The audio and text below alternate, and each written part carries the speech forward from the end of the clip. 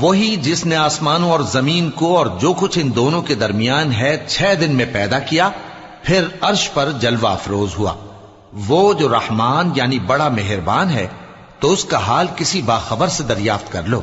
اور جب ان کفار سے کہا جاتا ہے کہ رحمان کو سجدہ کرو تو کہتے ہیں اور رحمان کیا ہوتا ہے؟ کیا جس کے لیے تم ہم سے کہتے ہو ہم اس کے آگے سجدہ کریں؟ اور وہ اس بات سے اور بدکتے ہیں۔ بڑی برکت والا ہے وہ جس نے آسمان میں برج بنائے اور ان میں آفتاب کا نہایت روشن چراغ اور چمکتا ہوا چاند بھی بنایا۔ اور وہی تو ہے جس نے رات اور دن کو ایک دوسرے کے پیچھے آنے جانے والا بنایا۔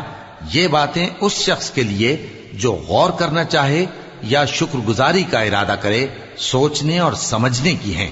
اور رحمان کے بندے تو وہ ہیں جو زمین پر آہستگی سے چلتے ہیں، اور جب جاہل لوگ ان سے جاہلانہ گفتگو